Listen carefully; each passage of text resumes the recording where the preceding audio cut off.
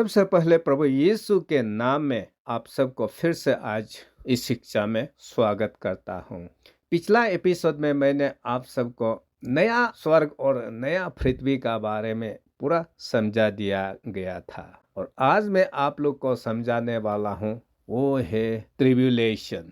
Tribulation का मतलब जो हमारा जीवन में दुख तकलीफ आता है, चाहे वो बीमारी का रूप में हो, चाहे वो रहने के लिए तकलीफ हो, चाहे वो खाने पीने के लिए तकलीफ हो, चाहे वो आस पड़ोस से हमें जो लोगों के द्वारा दुख तकलीफ दिया जाता है वो तकलीफ हो, चाहे हो दुनिया में जो लैंडस्लाइड, मडस्लाइड, टोर्नेडो, अर्थक्वेक, वोल्केनो वो तकलीफ से हो, चाहे हो युद्ध का तकलीफ से हो, वो जितना भी हमारा जीवन में सताव होता है उसे अंग्रेजी में ट्रिब्यूलेशन कहा जाता है। वो ट्रिब्यूलेशन का बारे में मैं आज आप लोग को बताऊंगा। तो ये जो हमारा जीवन में ट्रिब्यूलेशन होता है उसको बाइबल में दो भाग में लिखा गया है। एक सताव जो है वो नॉर्मल ट्रिब्यूलेशन, और दूसरा सताव जो है वो ग्रेट ट्रिब्यूलेशन। तो सबसे पहले मैं आप लोग को ये नॉर्मल ट्रिब्यूलेशन विषय में बताऊंगा। जॉन चैप्टर 16 वर्स 33 में आप देखिए, यहाँ जॉन क्या कहा है, ये संसार में हर एक क्रिश्चियन को सताव होगा, यहाँ लिखा है। वो चाहे जितना भी धार्मिक हो उसे कोई मतलब नहीं है, ये दुनिया में जब तक जिंदा है क्रिश्चियन लाइफ में सताव होगा ही होगा, यहाँ लिखा है।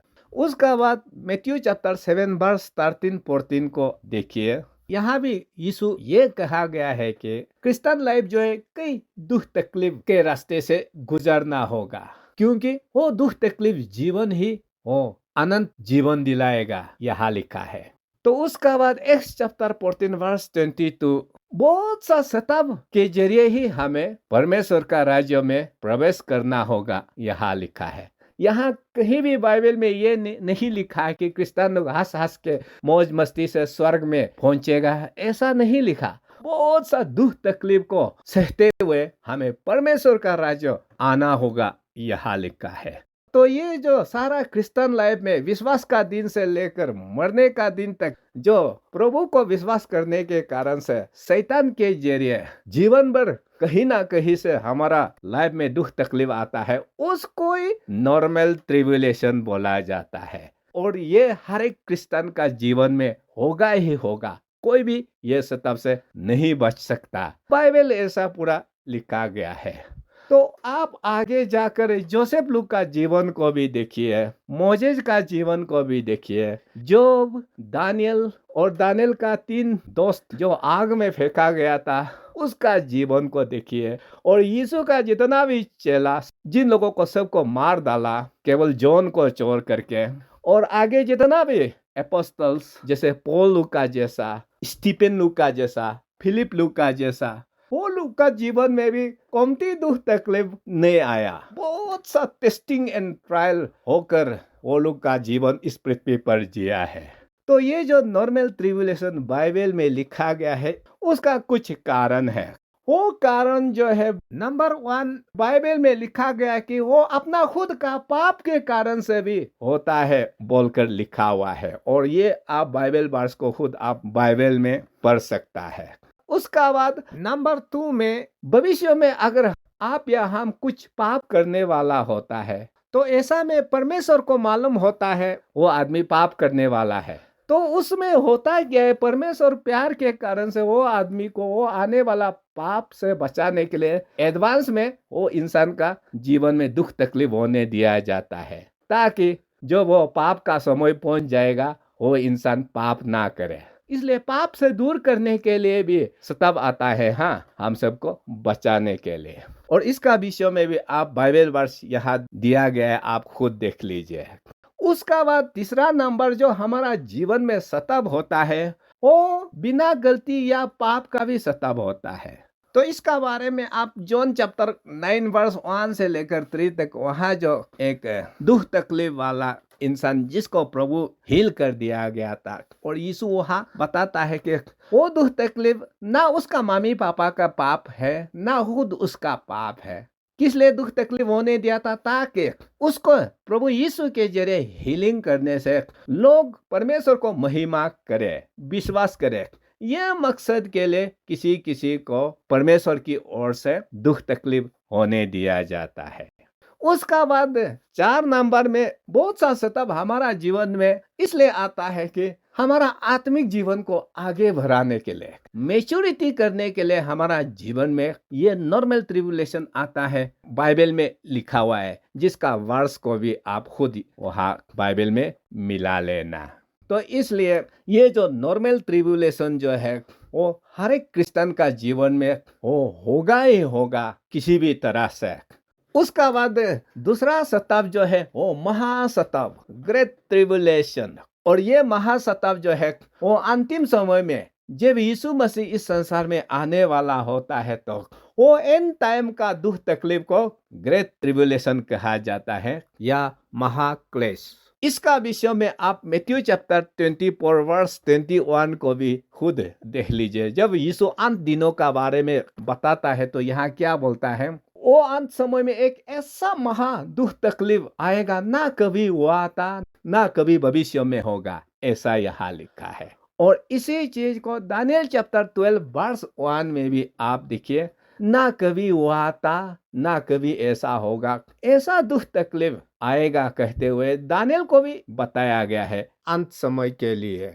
उसका बाद आप रिविलेशन चैप्टर 9 वर्स 6 को देखिए। वो अंत दिनों का ग्रेट ट्रिबुलेशन में लोग नहीं झेल पाकर मरने के लिए, मौत के लिए ढूंढेगा बोला है, लेकिन उसको मौत नहीं मिलेगा। वो मरने के लिए दिन रात महीना साल तरसते रहेंगे, लेकिन मौत जो है उन लोगों से भाग जाएगा। इस तरह का ना कभी हुआ ना कभी ऐसा होगा वाला दुख तकलीफ इन द टाइम में सेकेंड कमिंग से पहले जजमेंट के तौर पर इस संसार में आएगा बोला है। और उसका बाद ये जो एंड टाइम में महासंकट आएगा, लूक चैप्टर 21 वर्स 35 में कहा है कि ये सारा संसार में फैल जाएगा, कोई भी कोना नहीं बचेगा, हर एक इंसान का ऊपर धूत पड़ेगा, यह लिखता है। हो जो साधारण शताब्दी में हर एक क्रिश्चियन को तो उसका जीवन में आएगा ही आएगा, वो कंपल्सरी है लिखा है।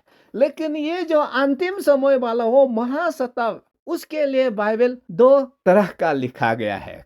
दानियल चैप्टर 7 वर्स 25 को आप देखिए। वो ग्रेट ट्रिबुलेशन में परमेश्वर को विश्वास करने वाला लोग को वहाँ दुख तकलीफ पहुंचाया जाएगा, वो लोग ये महासताव को फेस करेंगे, यहाँ लिखा है। और आप खुद यहाँ देख लीजिए, परमेश्वर खुद उन दिनों में जो लोग उसको विश्वास करता है, विश्वास करने वालों को यहाँ क्या बोला है, वो शैतान का हाथों में, एंटी क्राइस्ट का हाथों में हैंड ओवर किया जाएगा। कितना समय के लिए? 3.5 years, जिसको मैं आप लोग को पहले पूरा बता चुका हूँ।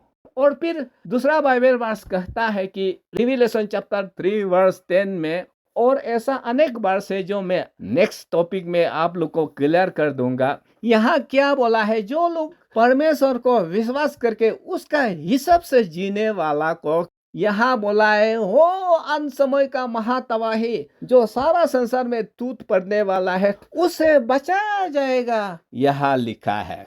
तो यहाँ पर जो सेंस को एंटी क्राइस्ट का हाथों में हवाले करके धुलाई करने दिया जाएगा बोला वाला लोग कौन होगा, और यहाँ जो रिविलेशन चैप्टर 3 वर्स 10 में प्रभु को विश्वास करने वालों को महातबाही से पहले बचाया जाएगा बोला वाला लोग कौन होगा, वो हम आने वाले एपिसोड में क्लियर करूंगा। तो ये जो सताव होता है, हम उसको एंटी क्राइस्ट का हिसाब से भी बंटवारा कर सकता है। 1 जॉन चैप्टर 2 वर्स 18 में आप देखिए, यहाँ मेनी एंटी क्राइस्ट और द एंटी क्राइस्ट का बारे में लिखा हुआ है। जॉन कहता है कि उसका समय में बहुत सा एंटी क्राइस्ट ऑलरेडी आ चुका है बोला है, जो क्रिश्चियन का अगेंस्ट में काम कर रहा है। फिर जॉन वो अंत समय में जो एंटी क्राइस्ट आने वाला है, जो बिग बॉस है, उसका बारे में भी बताता है। अब ये मेनी एंटी क्राइस्ट से जो संकट आता है, वो है जो नॉर्मल ट्रिबुलेशन, जिसको मैं बता चुका हूँ। और ये नॉर्मल ट्रिबुलेशन का समय रहा जिस समय कलीसिया युग शुरू हुआ, उसी से लेकर आज तक लगभग 2000 वर्ष है। लेकिन वो जो द एंटी क्राइस्ट, वो बिग बॉस वाला, उसका जो दुख तकलीफ प्रभु को विश्वास करने वाला को देने वाला है, वो ग्रेट ट्रिब्यूलेशन। और उसका समय रहेगा एग्जैक्टली 3.5 years, जिसको मैं गया हुआ अनेक एपिसोड में बार बार क्लियर बता चुका हूँ। तो इसी तरह हम लोग ये जो क्लेश है ना, उसको हम साधारण क्लेश और महाक्लेश को मेनी एंटी क्राइस्ट और द एंटी क्राइस्ट के जरिए भी पता कर सकता है।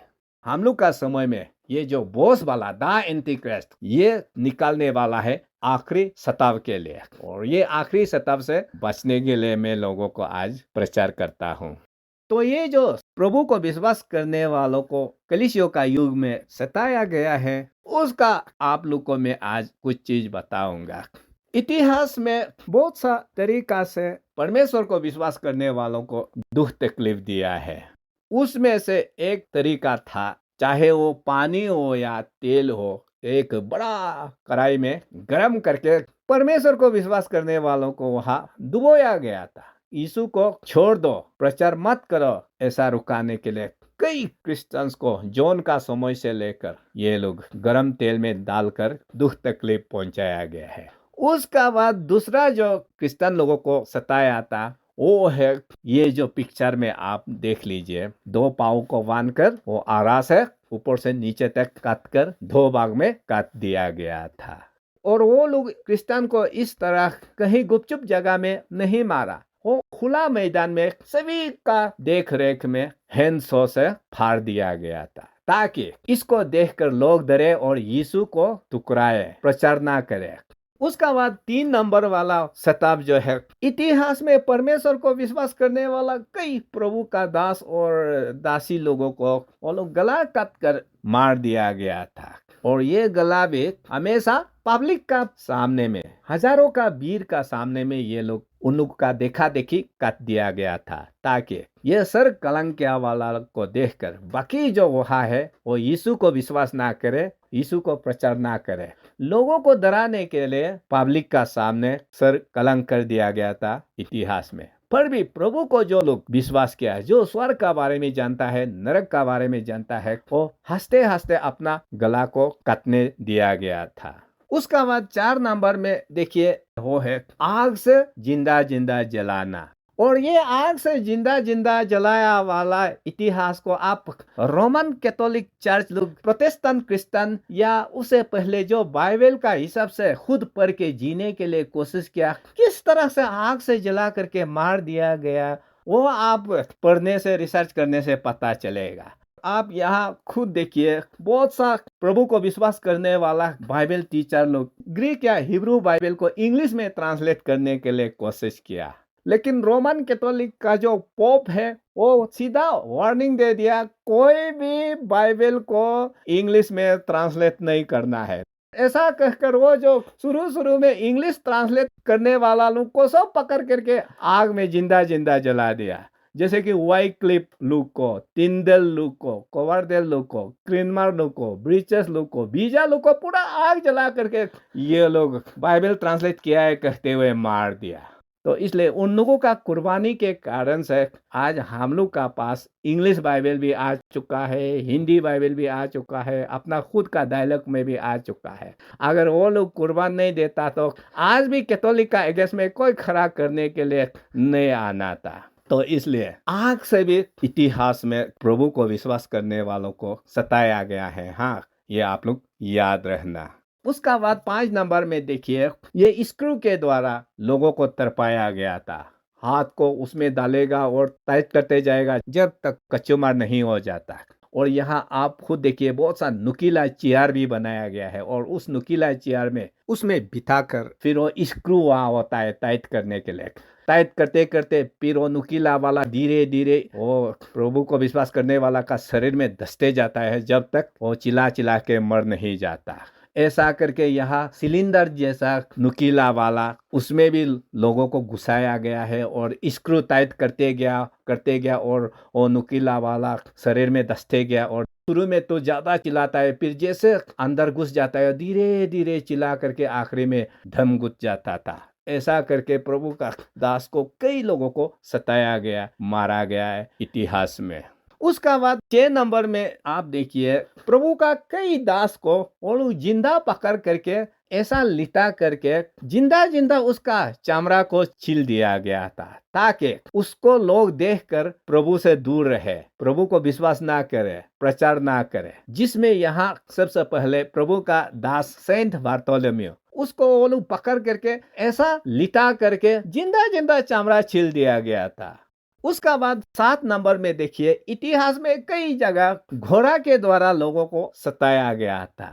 तो यहाँ इस पिक्चर में आप देखिए 4 घोड़ा है, उसमें से 2 घोड़ा जो है वो 2 हाथ को रस्सी से बांधकर अपना अपना डायरेक्शन में खींचता है, और दूसरा 2 घोड़ा जो है वो 2 पैर को अपना अपना तरफ रस्सी बांधकर खींचता है। और ऐसे करके पूरा पब्लिक गैदरिंग में वो आदमी का शरीर को अलग अलग दिशाओं में खींचकर टुकड़ा टुकड़ा खींचने के कारण से हो जाता था और मर जाता था। और उसमें से एक है सेंट हिप्पोलिटस, 3rd सेंचुरी में उसको घोड़ा से खींचकर पब्लिक का सामने उसका शरीर को चीर फाड़ कर दिया गया था।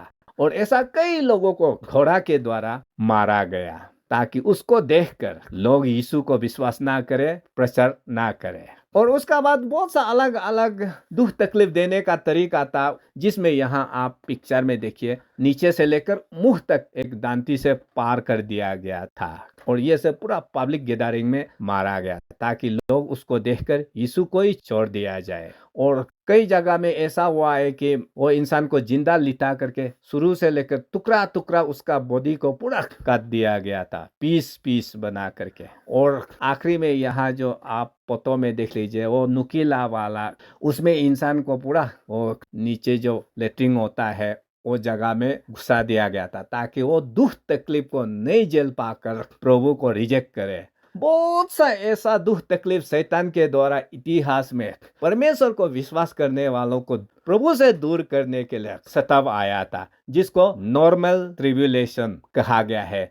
तो उसी प्रकार हमारा अंतिम समय में जो महासताव होगा, इसमें भी बहुत सा जगह में जो इतिहास में दुख तकलीफ पहुंचाने के लिए टेक्निक इस्तेमाल किया गया है, वो होने वाला है। वो लोग डायरेक्ट बंदूक से आसान मौत नहीं देता, नहीं तो आदमी लोग मरने के लिए नहीं डरेगा, लेकिन लोगों का सामने तरपा तरपा के मराने से लोग डरता है और यीशु को छोड़ना शुरू हो जाता है। और उसी तरह अंतिम समय में भी बहुत सा दुख तकलीफ अलग अलग तरीका से आने वाला है। सबसे पहला होए सबसे गुंडा बॉस द एंटी क्राइस्ट। इसके जरिए वो जो इतिहास में तरीका इस्तेमाल किया गया है वो होने वाला है। वो आज हम लोग का समय में जो मॉडर्न वेपन बनाया गया है उसे भी इस्तेमाल करके कई लोगों का जान लेने वाला है, जिसमें सर कलंक किया जाएगा, बंदी बनाया जाएगा, लाखों करोड़ों को मारा जाएगा। कई जगह वो बाइबल में लिखा है, जिसको मैं बता चुका हूँ। उसका बाद अंत समय में जो सताव होगा युद्ध के द्वारा, संसार में बहुत सा वर्ल्ड वॉर होने वाला है एंड टाइम में। उसको रिविलेशन बुक में 1/3 Mankind will be killed, 1/4 Mankind will be killed, वहाँ कई जगह लिखा गया है, जिसको मैं आप लोग को बता चुका हूँ। जो लोग साथ साथ मर गया वो तो लकी है, लेकिन जो लोग जिंदा बच गया वो कितना तरफ तरफ के जीने वाला है। वो न्यूक्लियर रेडिएशन के द्वारा से, बायोलॉजिकल केमिकल वो कारण से जो उसका शरीर में बीमार शुरू होगा, तो इसलिए वो युद्ध के द्वारा संसार में बहुत सा बीमार आने वाला है। और ये बीमार भी वो अंतिम समय का एक बड़ा सताव है, जो हमारा सूझ का बाहर है। वो बाइबल में लिखा है there will be famine and pestilences. तो फेमाइन फेस्टिलेंसेस होगा, वो भी वो महासताव का एक भाग है। उसका बाद संसार में बहुत सा सुपर नेचुरल डिजास्टर आएंगे, बाइबल में लिखा है, जिसमें से संसार में भूकंप होगा। भूकंप के कारण से वोल्केनो लोग को जगाया जाएगा और संसार में आग ही आग पथ कर निकाल के आएगा, जिसके कारण से संसार में बहुत सा तबाही लेके आएगा। और आखिरी में जो बाइबल में लिखा है, वो बड़ा बड़ा बर्फ का टुकड़ा हेल स्टॉर्म आकाश से गिर के आएंगे, जिसमें एक का वजन 45 से लेकर 50 केजी लिखा गया है, जिसको मैं गया हुआ टॉपिक में बता चुका हूँ। ये सब तबाही जो है वो अंतिम समय का ग्रेट ट्रिब्यूलेशन में आएंगे। ना कभी हुआ था, ना कभी ऐसा होगा, वो बोला वाला। तो इसलिए ये एंड टाइम का ग्रेट ट्रिब्यूलेशन में जो क्रिश्चियन वो महातबाही आने से पहले सही जी पाया, उन लोगों को रैप्चर किया जाएगा, पहले दुनिया से गायब करके ले जाएगा। मैं बहुत सा चीज बता चुका हूँ, लेकिन आने वाले समय में फिर से बाइबल वर्स को दिखाते हुए वो महातबाही से पहले सच में प्रभु को दिल से विश्वास करके प्यार करने वालों को संसार से उठाया जाता है, और जो लोग रह जाता है वो लोग ये दुख तकलीफ में जाएंगे। आगे मैं आप लोग को क्लियर बता दूंगा। देखिए, लोग बाइबल को अच्छा से नहीं पढ़ता। वो नॉर्मल ट्रिबुलेशन जो हर एक क्रिश्चियन का जीवन में दुख तकलीफ होगा बोला वाला को, वो लोग अंतिम समय का दुख तकलीफ का साथ मिक्स अप करके गलत प्रचार करके रखा हुआ है कि देखो देखो, यहाँ तो सभी क्रिश्चियन को दुख तकलीफ में जाना होगा लिखा है, इसलिए रैप्चर जो है महातबाही का बाद होगा, ऐसा सिखाने वाला है। अगर ऐसा बात है तो वो बाइबल वर्स लोग को क्या कहेगा जिसमें तबाही से पहले प्रभु को विश्वास करने वालों को बचाया जाएगा बोला वाला को। तो इसलिए ट्रिबुलेशन को हम लोग दो भागों में बांटा जाता है। एक जो है नॉर्मल ट्रिबुलेशन, वो हर एक क्रिश्चियन का लाइफ में विश्वास का दिन से लेकर मरने तक जो हमारा जीवन में दुख तकलीफ आता है वो साधारण सताव होता है। दूसरा जो सताव है वो ग्रेट ट्रिबुलेशन जो अंत समय में होगा, उसमें प्रभु को विश्वास करने वालों को नहीं जाने दिया जाएगा। यीशु का प्रॉमिस है, जिसको मैं आने वाले टॉपिक में रैप्चर और सेकंड कमिंग का शिक्षा को बताने का बाद क्लियर किया जाएगा। तो इसलिए आज एंड टाइम है, आप लोग अच्छा से जीना, बाइबल का हिसाब से जीना, संसार का कोई भी गलत पाप को छोड़िए ताकि ये महातबाही उससे बच सके। तो नेक्स्ट में मैं आप लोग को रैप्चर का बारे में बताऊंगा। इसका ऊपर तो पहले ऑडियो में बता चुका हूं, पर भी मैं बाइबल वर्स को दिखाते हुए वीडियो का हिसाब से रिवीजन करके बताऊंगा। तब तक के लिए प्रभु आप सबका साथ बना रखे। धन्यवाद।